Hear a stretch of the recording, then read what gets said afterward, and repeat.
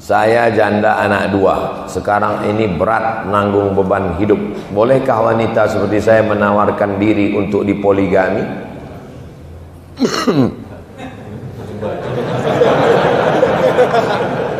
Kumat batuk saya.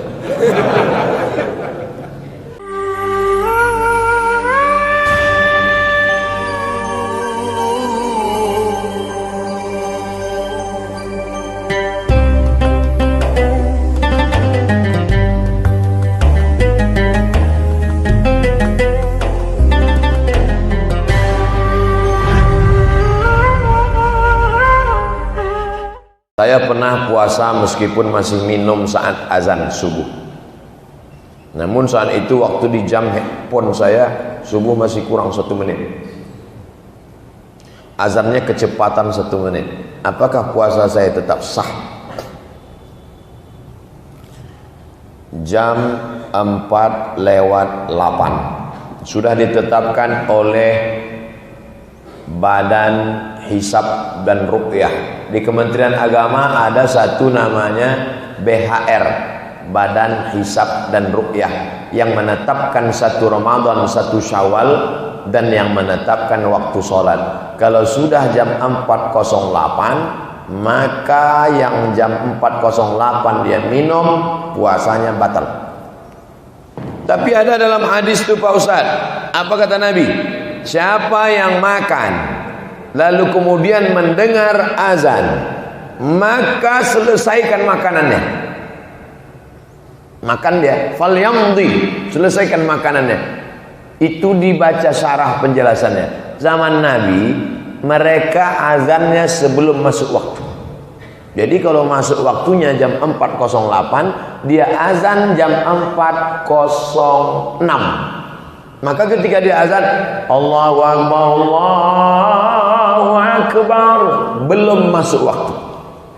Dan ketika nanti di ujung-ujung, as-salatu khairum minan naum, baru masuk 4:08. Maka saat Allahu Akbar di awal itu belum masuk waktu. Begitu kata penjelasan ulama.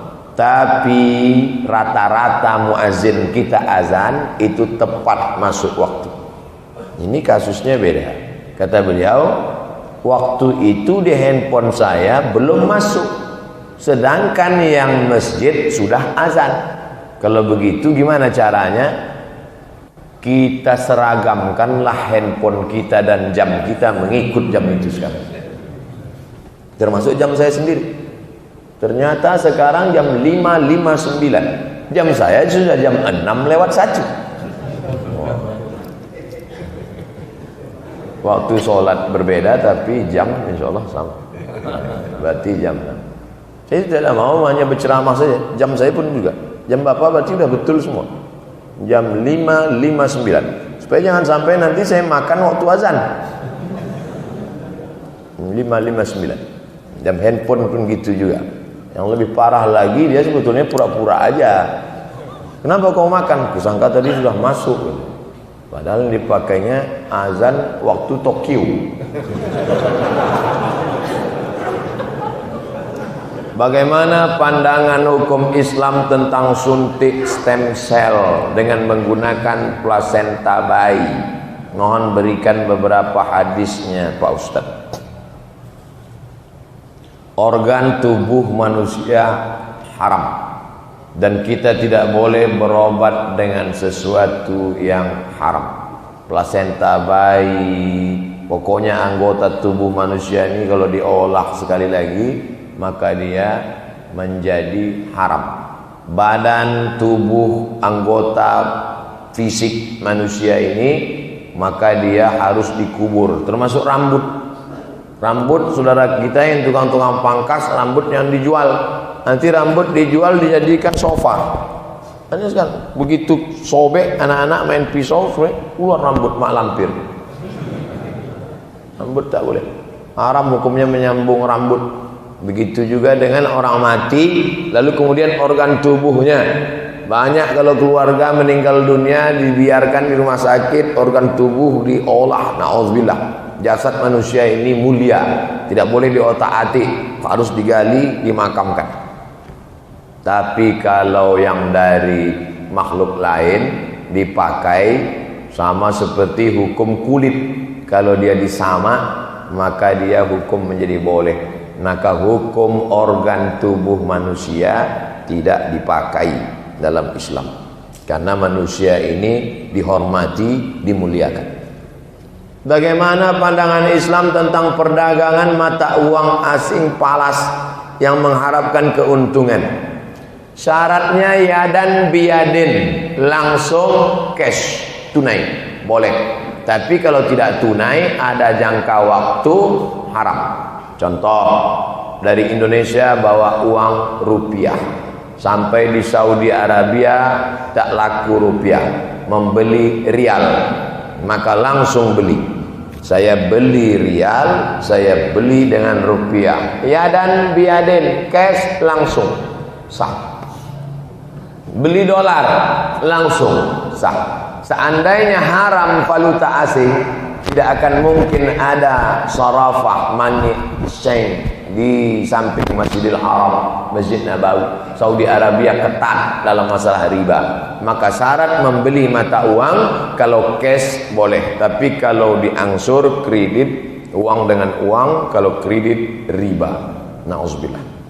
Jadi pembelian kita selama ini beli dolar, beli ringgit, beli rial sah. Karena kita tidak pernah dengan tenggat waktu, langsung beli rial, beli ringgit, beli dolar, ambil pulang, sah. Mau minta saran Ustaz. Suami saya malas sekali sholat berjamaah di masjid. Kalau sholat di rumah itu pun sering di akhir waktu.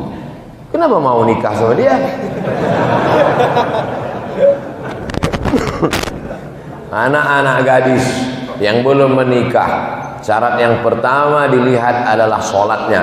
Karena yang pertama kali dihisab di akhirat sholatuhu. Laki-laki yang seperti ini tidak sholat, sedangkan Allah saja dia sia-siakan, apalagi kamu. Tapi karena sudah jadi, nasi sudah jadi tai ayam sudah. Jaga-jaga sajalah. Ibu jangan pernah bosan berhenti mengajak dia. Ayyadiyallahu bika rajulan wahidan khairum min humurin na'am. Satu orang dapat hidayah karena mulutmu lebih baik daripada kau memiliki seekor unta yang merah. Kendaraan termahal zaman Nabi sallallahu alaihi wasallam. Unta merah zaman Nabi itu kendaraan termahal. Ibu bukan ustazah, tapi suami ibu ini dapat hidayah karena mulut ibu. Masya Allah. Mas, sholat ya mas. Ngapa ajak-ajak? Itu tetangga kita kemarin mati loh mas.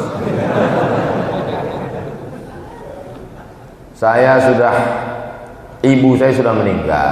Beliau meninggalkan warisan. Sebelum meninggal ibu saya buat wasiat.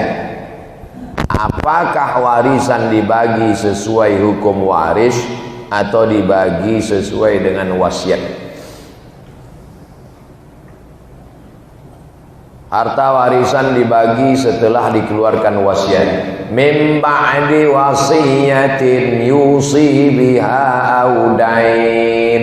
Setelah dikeluarkan wasiat, dikeluarkan hutang, barulah warisan dibagi. Wasiat tidak boleh keluar dari sepertiga harta. Kalau nanti mama meninggal, itu ruko untuk adikmu yang paling kecil. Hitung berapa harga rukonya. Harga rukonya 200 juta. Hartanya total 1 miliar. Maka harta yang dibagi 800. Sedangkan yang 200 dikeluarkan dulu untuk yang menerima wasiat. Baru boleh dibagi. Gimana kalau bunyi wasiatnya begini? Harta ini saya wasiatkan bagi rata saja. Wasiat yang bertentangan dengan hukum Allah tidak wajib untuk ditunaikan. Batal wasiat kalau bertentangan dengan hukum Allah. Kalau aku mati nanti tolong kafankan aku dengan kain terbuat dari jeans. Tanamkan di atas makamku 3 batang daun ganja dan siramkan whisky. Oh, ini wajib kita laksanakan Ustaz. Kalau enggak nanti rohnya gentayangan. Hantu. Ini wasiat bertentangan dengan hukum Allah, batal. Saya janda anak 2. Sekarang ini berat nanggung beban hidup. Bolehkah wanita seperti saya menawarkan diri untuk dipoligami?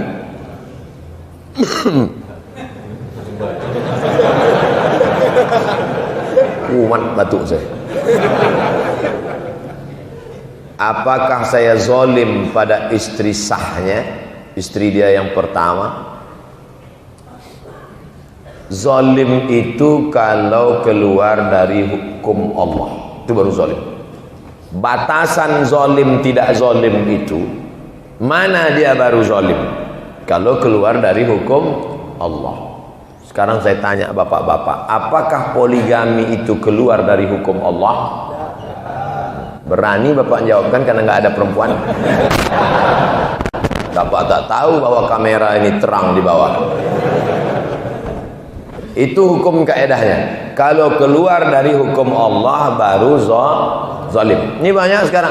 Ustaz, tetangga saya punya utang, tapi saya mau nagih rasanya nggak enak hati. Saya kan zalim Pak Ustaz. Zalim itu kalau keluar dari hukum Allah. Ustaz, itu tanah rumah sebenarnya tanah almarhumah mak saya, tapi saya segan nanya sama kakak saya takut zalim. Justru kalau mau menyelamatkan dia dari harta haram, tanya dia, kakak, ini kan harta almarhumah mak kita kan, ini harus dibagi. Zalim tidak zalim itu batasannya adalah hukum Allah. Jelas? Ini tak perlu saya detailkan lagi. Saya jawab secara umum saja. Ustaz, saya mau tanya, bagaimana hukumnya seorang laki-laki menikahi perempuan yang sedang hamil, sementara jabang bayi bukanlah anak dari laki-laki tersebut? Tidak boleh menikahi perempuan yang sedang hamil. Tidak boleh menyiramkan air di tanaman yang ditanam oleh saudaramu, kata Nabi SAW. Itu bukan tanaman. Nabi tidak menggunakan kata-kata yang porno, karena adab akhlak Nabi tinggi. Kata Nabi, jangan menyiramkan air di tanam yang ditanam oleh saudara. Tapi itu makna kiasan. Itu tanaman dia. Bapak jangan nikahkan anak bapak yang hamil dengan laki-laki, karena untuk menutup malu aib, dibuatkan pestanya, ditipu orang banyak. Nanti lahir anak pasti melanggar 4. Yang pertama, bin, pasti dipakai oleh bin nama dia, padahal bukan anak dia, bohong. Dari mulai ijazah TK, SD, SMP, SMA, S1, S2, S3 sampai batu nisannya bohong. Bin. 2.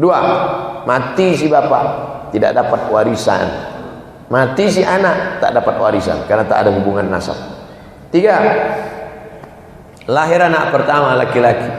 Setelah itu lahir adiknya perempuan. Anak pertama yang laki-laki ini tidak bisa jadi wali bagi adik-adiknya karena mereka tidak ada hubungan nasab.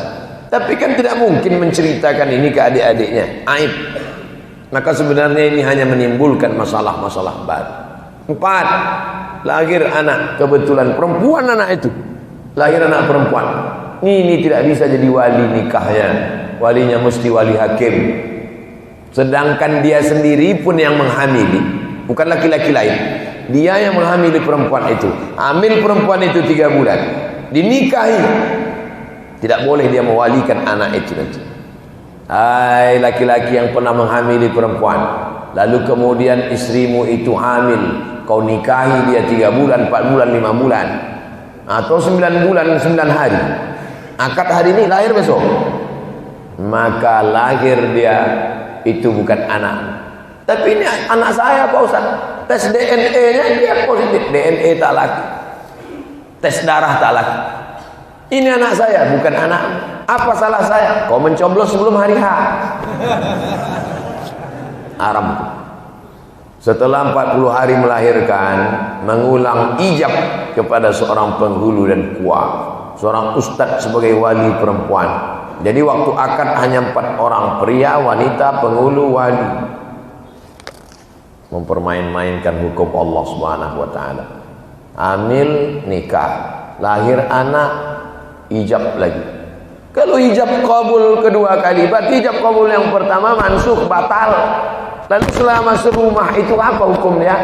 Setempat tidur, serumah, pergaulan, sedangkan hukum batal. La haula wala quwata illa. Jangan main-mainkan hukum Allah Subhanahu wa taala. Saya sedang hijrah sekitar 2 tahun belakangan. Doakan supaya istiqomah. Nanti di akhir majelis kita sama-sama berdoa. Selama ini saya belajar dari majelis berpindah-pindah masjid. Ada kajian saya datang, tapi sampai saat ini saya merasa masih sangat kurang pengetahuan agama. Bagaimana kiranya agar saya dapat bimbingan agama dari nol sampai bisa melaksanakan syariat baik. Karena kalau ikut kajian di masjid-masjid, tema-temanya selalu ganti-ganti. Bagaimana adab mencari ilmu? Ilmu dibagi 3: akidah, syariat, fikih, akhlak. 3. Maka ngajinya 3. Cari pengajian yang bersilabus. Ada tuh pengajian yang silabus. Atau baca kitab kepada habaib. Baca kitab ini, baca kitab fikih. 3 itu mesti diisi 3 kamar. Akidah tentang Allah, Rasul, hari kiamat, azab kubur, surga, neraka. Yang kedua tentang fikih halal haram. Fikih salat. Pertama fikih taharah bersuci. Habis itu fikih salat, fikih zakat, fikih puasa, fikih nikah, fikih. Yang ketiga adalah tentang akhlak. Mensucikan hati dari takbur, sombong, hasad. Setelah hati bersih, diisi dengan zikir, diisi dengan ridha, diisi dengan tawakal, diisi dengan qanaah. Siapapun ustadznya tidak pernah keluar dari 3 tema ini: akidah, fikih, akhlak. Kertas terakhir. Ayah saya sudah meninggal. Dulu waktu masih hidup bercita-cita membangun masjid, tapi belum sampai, belum punya uang. Sekarang anaknya sudah berkecukupan. Bolehkah kami anak-anaknya membangunkan masjid atas nama ayah kami tersebut? Boleh. Mana dalilnya? Datang Sa'ad menjumpai Nabi. Ummi matat, emak saya mati, meninggal. Afa atasaddaqu anha, kalau saya bersedekah apakah pahalanya sampai kepada almarhumah emak saya sudah meninggal? Kata Nabi, tasaddaq, sedekahlah. Ini dalil amal anak-anak sampai pada orang tua. Ayu sadaqatu afdal, apa sedekah yang paling afdal? Kata Nabi, saqiyul ma, memberi air minum. Yang paling bagus ngasih air minum. Apa pelajaran? Sedangkan air minum segelas kau hadiahkan pahalanya untuk almarhum ibu ayahmu sampai, apalagi membangunkan masjid. Kumpul anak-anak, bangunkan masjid, pahala mengalir untuk almarhum. Niatkan wakaf fisabilillah. Anaknya dapat, orang tuanya pun dapat. Mudah-mudahan anak-anak kita termasuk anak yang berbakti seperti anak almarhum. Ala hadhihi niyah al-Fatihah. A'udzubillahi minasyaitonir rajim. Bismillahirrahmanirrahim. Alhamdulillahi rabbil alamin. Arrahmanir rahim. Maliki yaumiddin. Iyyaka na'budu wa iyyaka nasta'in. Ihdinas siratal mustaqim. Shiratal ladzina an'amta 'alaihim ghairil maghdubi 'alaihim waladdallin. Amin. Allahumma inna nas'aluka salamatan fid din. Berikan kami selamat agama dalam akidah Ahlussunnah wal Jamaah. Mu'afiatan fil jasad, sehatkan badan kami supaya kami bisa beribadah. Wa ziyadatan fil ilm, tambahkan ilmu kami supaya amal kami sesuai dengan Quran dan Sunnah. Wa barakatan fil rizq, berikan berkah pada rezeki kami supaya kami bisa berwakaf, berzakat, berinfak, membangun masjid dan bersedekah. Wa taubatan qablal maut, beri kami taubat sebelum mati. Wa rahmatan indal maut, beri kami rahmat ketika mati. Wa maghfiratan ba'dal maut, berikan ampunan sesudah mati. Allahumma hawin alaina fi sakaratil maut, ringankan kami waktu melewati sakaratul maut. Wanajatan minan nar, selamatkan dari api neraka. Wal afwa indal hisab, maafkan ketika amal kami dihisab. Rabbana fir lana dzunubana wa liwalidayna warhamhuma kama rabbayana shaghira. Rabbana hab lana minas shalihin. Rabbana atina fid dunya hasanah wa fil akhirati hasanah wa qina adzabannar. Wa sallallahu ala sayidina Muhammad wa ala alihi washabihi wasallam. Walhamdulillahi rabbil alamin. Taqabbalallahu minkum minna wa minkum taqabbal ya karim. Terima kasih segala perhatian. Mohon maaf segala kesilapan. Wassalamualaikum warahmatullahi wabarakatuh.